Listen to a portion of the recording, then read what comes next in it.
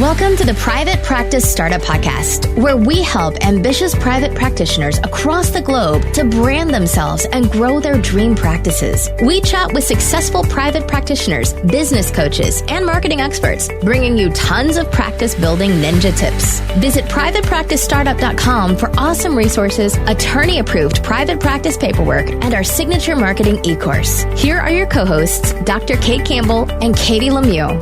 Hey there, Startup Nation. Welcome back to another episode of the Private Practice Startup Podcast. We are excited that you are here.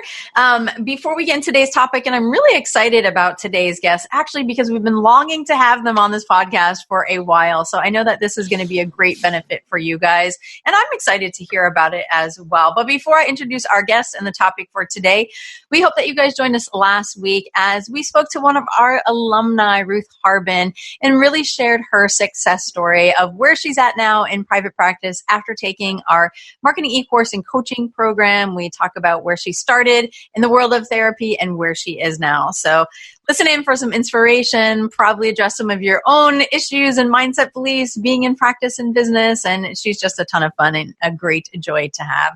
So today's guest is Kathryn or Kat McGowan. And Kat is the claims and liaison underwriter for CPH Associates. You might be saying like, God, that name sounds so familiar to me. Why is that? Well, they are one of our liability insurance companies, and we are going to be talking about the common claims in liability. So really being able to protect your practice. We're going to dive deep into that.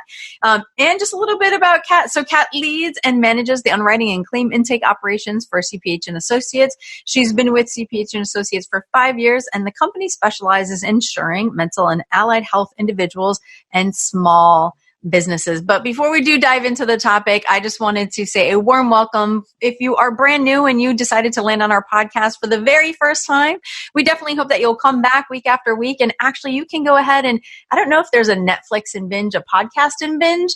You can go back and listen to a whole bunch of episodes really to help and support you on your private practice. But we do have a gift for you. That is our A to Z cheat sheet, the essentials for building and growing your dream practice. Head over to privatepracticestartup.com, click on the resources tab, and there you will see it. So a warm and official welcome, Kat. Thanks for joining us today. Thank you so much for having me. Happy Friday. Happy Friday is Friday. Right. Yes. And I see in the background you have bricks. So where are you joining us from? Yes. So we are based in Chicago, and our offices are super cool. They are 4 different converted loft apartments. And so it's super spacious, industrial looking and very like open concept. So this is like our hangout and chill area. I like it. Yeah, we don't get to see a lot of brick backgrounds down here in Florida. Yeah. So, warm and hot and not so much brick. So thanks so much for joining us. We're really excited to have you. I'm excited to have you here too, and especially to hear some of the stories that you have to share with us about some of the top liability claims that therapists face and how to avoid them. And I know that I've been using you guys as my malpractice and liability insurance for over a decade now, and it's been a great experience. So thank you for all your support over the years. And absolutely. Yeah, tell us a little bit about yourself and how you got involved with CPH and Associates. Sure. So I've been, like you guys said, with CPH Associates for like 5.5 years. I'm an underwriter and the claims liaison. So what that means is I review all incoming claims or potential claims. We call them incidents, depositions, anything that you guys may have a question about or want legal assistance for. And then I kind of decide where best to address your issue, if we need to activate coverage or if it's just a simple conversation with an attorney for 15 minutes to like mitigate a potential loss in the future.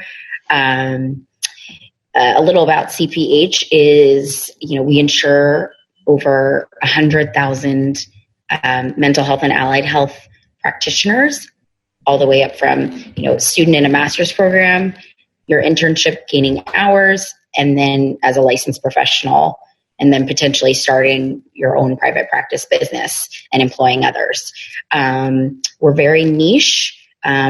Philip Hudson, our president, started this company over 20 years ago and wanted to create like a very specialized insurance product while maintaining his customer service and integrity beliefs of, in an era where everybody has a phone menu. Every single time you call us, you get a person. And most of the people that answer the phone are insurance agents and underwriters. And so it's quick, efficient. You get your question answered, and we can kind of gear your insurance coverage to what your specific occupation, license, or practicing modality is. So we are super niche, and I think that is what makes us so unique and special. We do one thing and we do it really well. And so that's kind of our philosophy. Awesome. We love it. What's interesting is I think a lot of times as therapists or many practitioners, it's like, okay, I need the liability insurance, you purchase it, and then you just forget about it until it's like renewal time, right? And, Absolutely. A lot of us don't expect to have some type of incident. But what I actually found very interesting, and I don't even know how I came to realize this. So Kate and I are both supervisors, and I thought it would be a cool idea if myself and my interns, we actually reviewed all of our insurance policies, right? So I asked everyone to bring in their insurance policy, and we actually looked through it. And there's some really interesting things that do get covered that you wouldn't expect. So share a little bit about, other than when people think malpractice insurance, what other things does the insurance do for us? How else does it protect us? And I'm also curious, Kat, as when you do have a potential incident claim or something like that, what are the right steps for people to take? Mm-hmm. Great question. I think, more information and communication between either myself or one of my colleagues is best.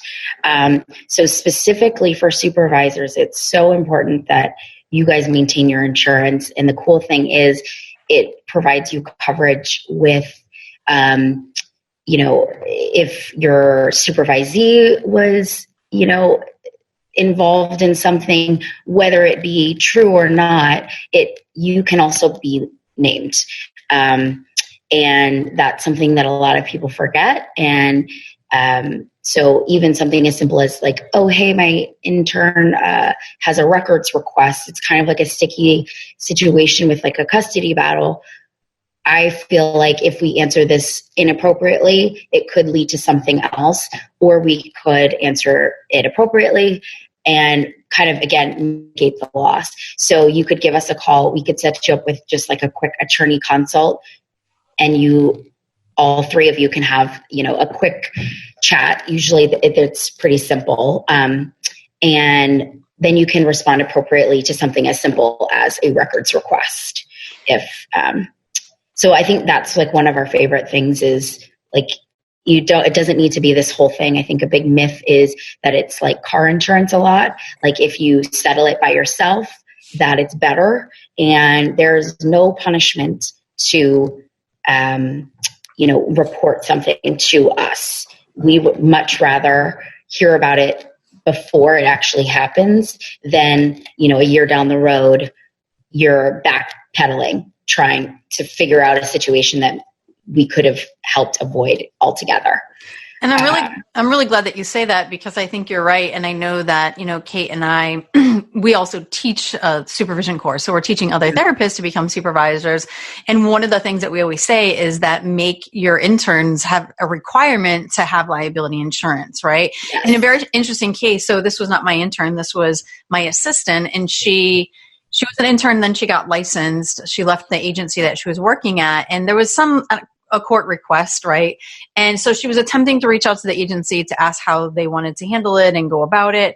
And they really never got back with her. And then, Kate and I always talk about the attorneys protect the agency. They don't protect you, right? And if you don't have someone in your corner, then that's who they're going to protect. And what was interesting is she called me and I said, why don't you contact your liability company? And immediately an attorney got involved and things started to move really fast. Mm-hmm. So, I see you guys as an ally and a support for us rather than a set it and forget it type of thing. Yeah, absolutely. Yeah. So thanks for answering that. I appreciate it. Yeah. Let's dive into some of those common claims. Sure. So Let's see. So I brought 3 different scenarios that we see pretty commonly. And I think one of another myth that, I would like to bust is a lot of people think, well, I wouldn't ever do anything to cause a claim, or I trust my employees, and those are all wonderful things. And, you're your own best advocate. However, the most important thing I think people forget is that, we're sometimes dealing with a population where, not everybody is in their right mind, and, they can be sometimes very egregious. And so anybody can allege anything, and it's, our job and your job to be your advocate and to defend yourself. And to defend yourself costs money. And so even if something is completely not accurate at all, you still have to respond appropriately and defend yourself. And so I think that's like the biggest thing that your listeners should know is you always need to get an attorney involved. If it's something as simple as like an attorney letter, get somebody involved to help you. I've seen a lot of people respond to even a board complaint very emotionally because it's upsetting. It's very difficult to read something that somebody is saying that you did wrong, and people, you respond emotionally, and it's not necessarily appropriate for the context. That's not really what the board wants to see. So I think, use your resources. So this first one, this is a business policy that we have in the state of Utah. The owner was an LMFT, a licensed marriage and family therapist, and she had 5 employees of various other mental health licenses. So this was actually pretty recently. The insured was served with both a letter of intent, which is an attorney letter that you're served with saying, it usually makes a large demand of like, let's say $2 million. And our intentions is to sue for, emotional distress and negligence. Also, she received a board complaint with the state of Utah against her for, again, negligent supervision of an employee. So one of the employees was also served with a letter of intent and board complaint for similar circumstances. So the person filing the claim was the wife of the husband who was the client of the employee A.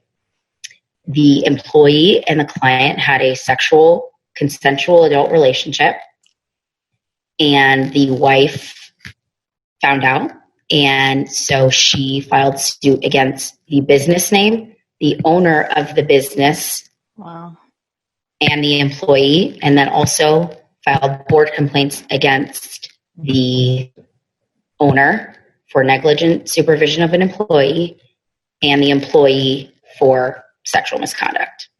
Wow. So this situation is unfortunately very common. And so what our role is our insured is the owner and the business. So we provided them with defense and replied to the board complaint. The employee, because she wasn't insured also, did receive coverage for defense against the lawsuit, but not the board complaint because it was admitted sexual misconduct. Wow. So everything got sorted out. The defense for the board complaint was successful, and the complaint against the owner was dismissed. The cost of defending that against the owner was $17,000, which we paid. The suit defense for both the employee and the owner is $30,000 as of right now. It's still ongoing. And the settlement hasn't been decided yet, but it's looking upwards of like $200,000.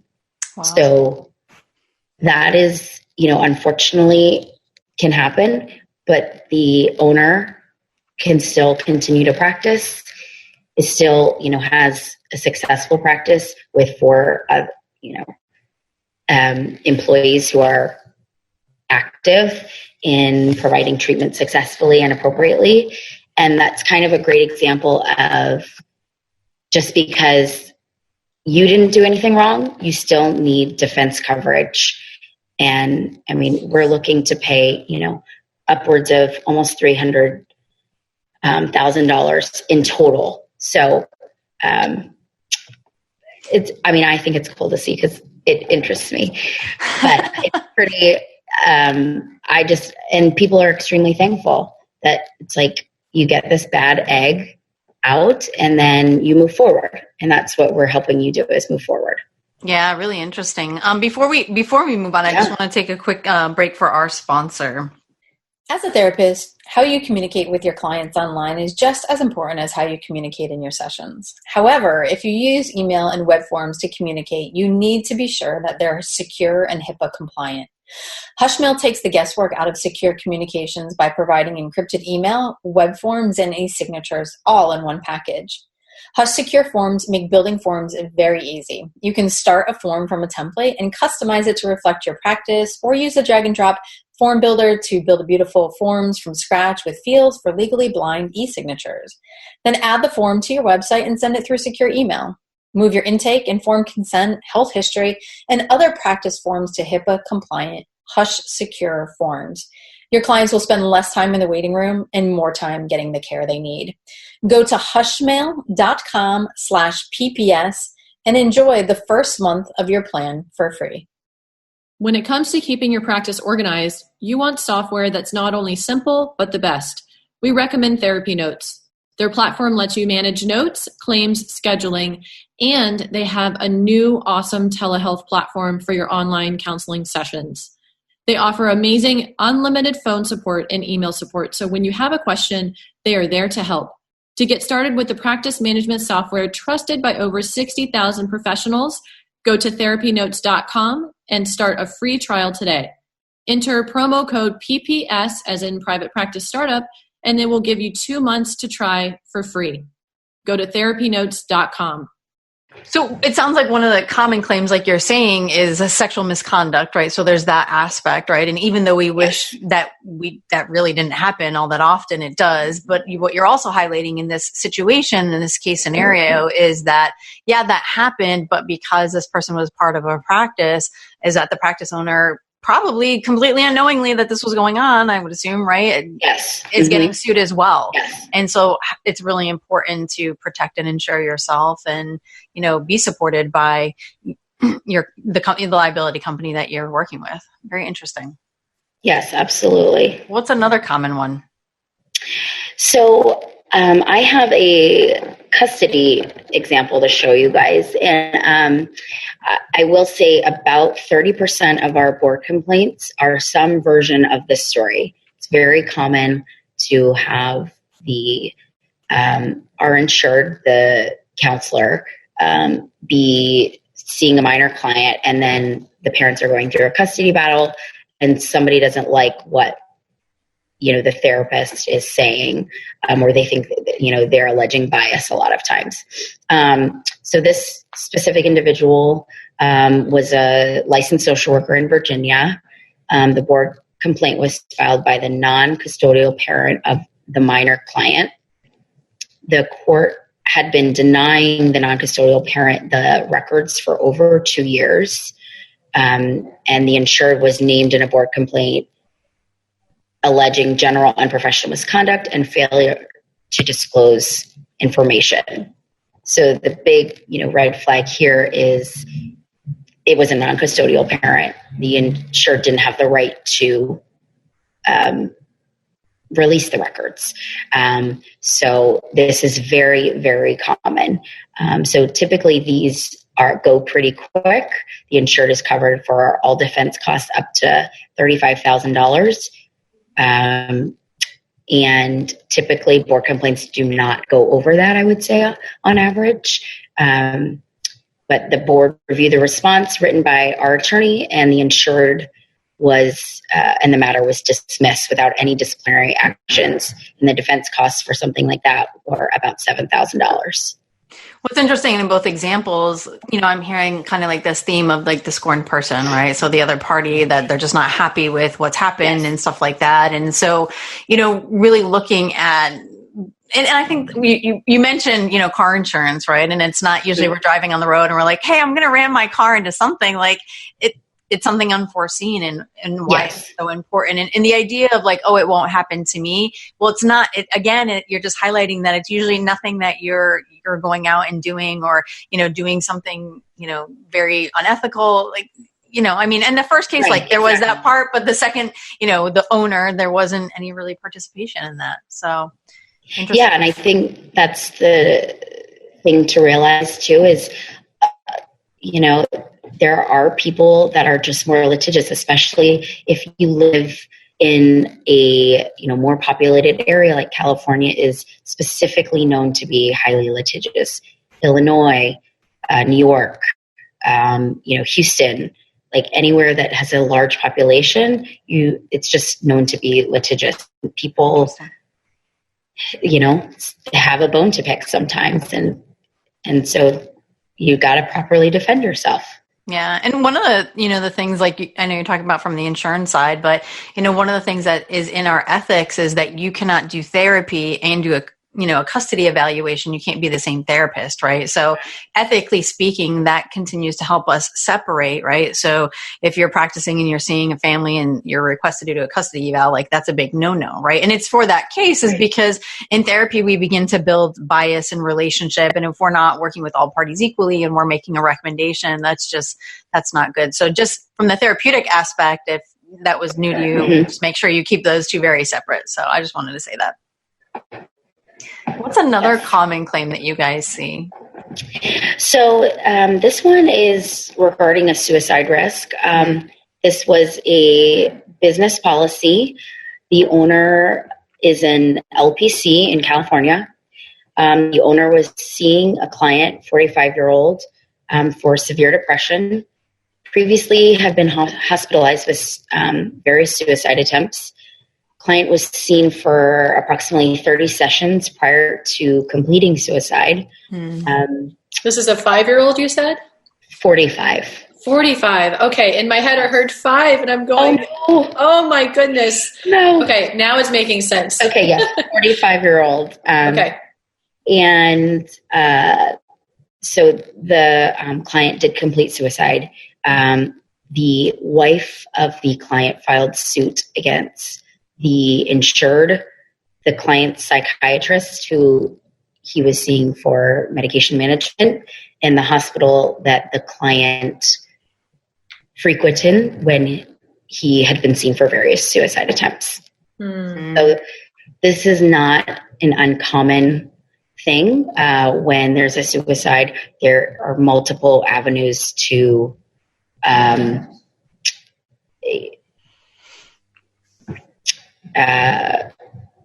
foresee. Usually it's very unfortunate. It's a very sensitive topic. But in this thing, he had the higher level of care. He, all of the checks and balances can be in place and it can still happen.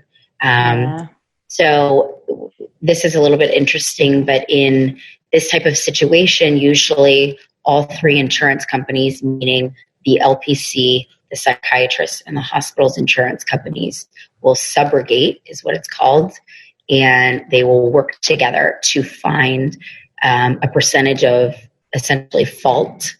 A lot of the times these cases don't get dismissed. They settle, whether it's for a large number or a smaller number.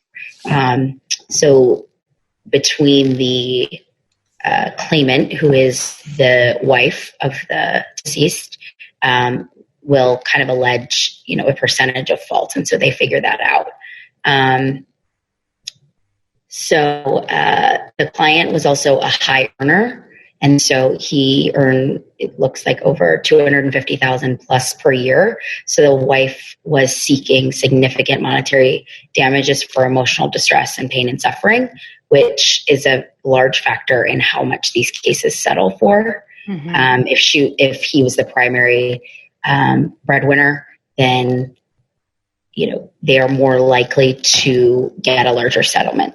So in this case, all the dates of treatment fell under the policy period. Therefore, coverage was activated. And defense costs for a lawsuit are unlimited. And then there's a $1 million limit for a settlement cost. So the outcome of this case was our insured was found 30% at fault.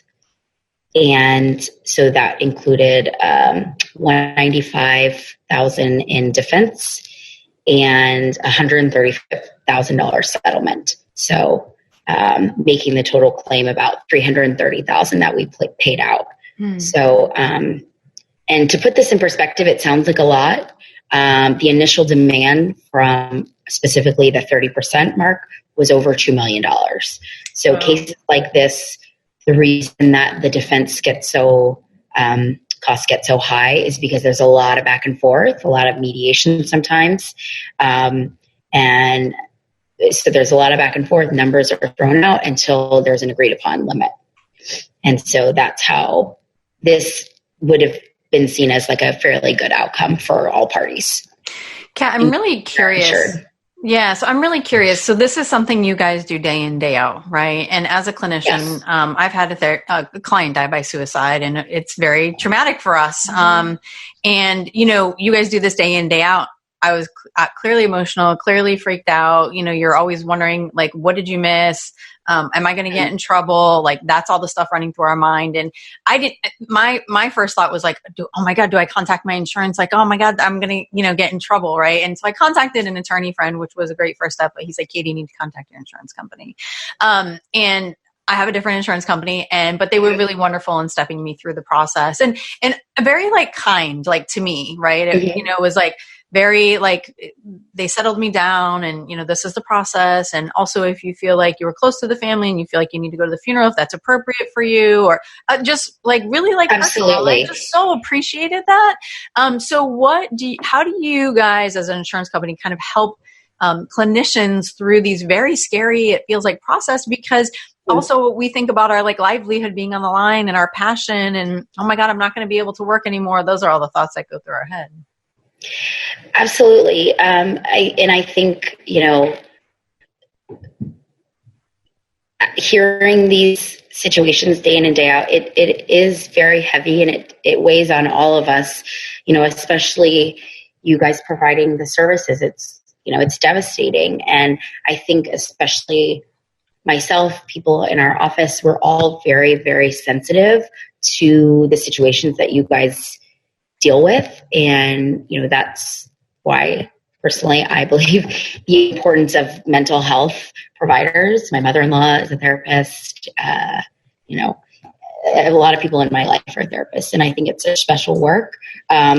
Specifically, our insurance carrier, all of the claims adjusters who I work with every day, they're very sensitive, and we have a hand-holding policy of you really need to just walk, even if it's something like you pointed out, as simple as do I contact the family? We had a relationship. I saw this family for, 5 years.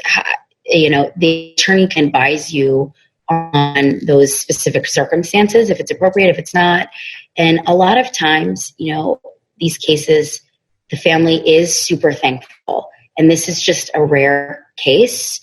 But I would say, 7 times out of 10, the family calls the counselor and is so thankful to providing services to their loved one and how it did help them. And, they were in pain. And so I think,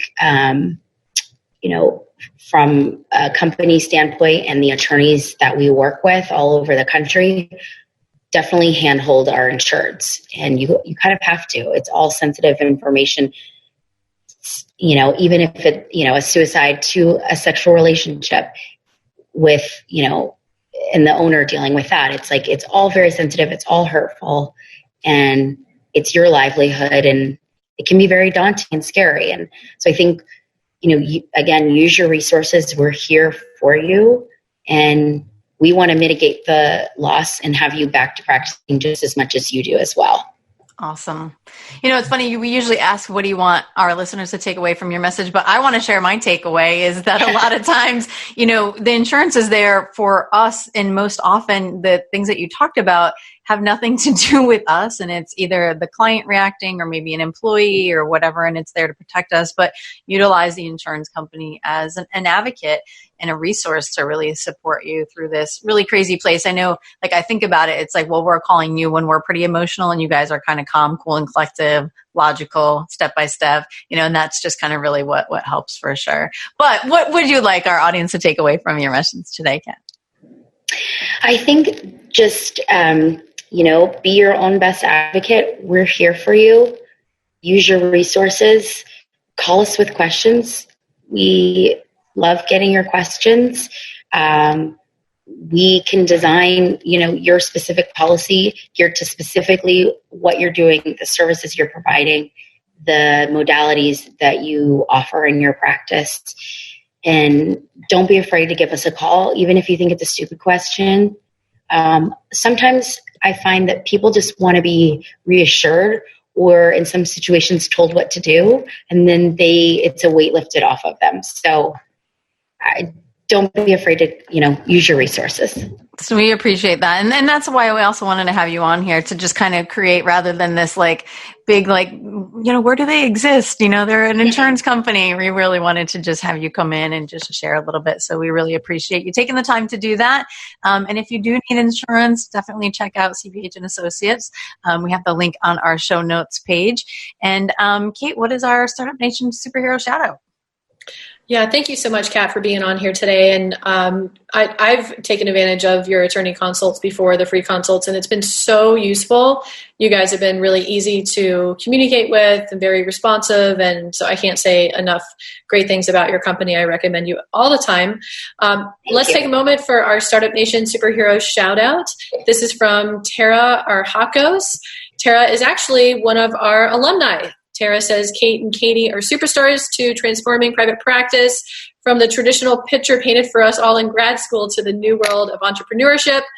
The truth is that she felt stuck because she couldn't imagine her practice would be forever face-to-face, client after client, business as usual. She's always wanted to go bigger and has battled the fear of how to do this. Since working with them on my website and marketing my business, Mindful Moments has been improving and growing significantly. Between their coaching and podcast and support, I am finally starting to look at what bigger is for me and developing my plan for it and living into it. Awesome, Tara. Thank you so much for taking the time to leave that positive feedback and review for how the podcast and really all of our products and services, especially with the private practice marketing e-course and coaching program, how it's impacted your life personally and professionally. I know we just had Tara on the podcast recently sharing her success story, so you guys will be able to tune into that. And if you guys are loving our podcast, don't forget to subscribe, rate, and review. We love hearing your feedback and knowing that the content that we're providing is really on track to meet your needs, to inspire you along your journey from startup to mastery. And if there's a topic we haven't talked about yet, definitely let us know. We'd love to be able to create that for you. Startup Nation, thanks for allowing us to inspire you from startup to mastery. Have an awesome and inspired day, everybody. Take care. Thanks for joining us on The Private Practice Startup. Visit theprivatepracticestartup.com for awesome resources, free trainings, attorney-approved private practice paperwork, and so much more.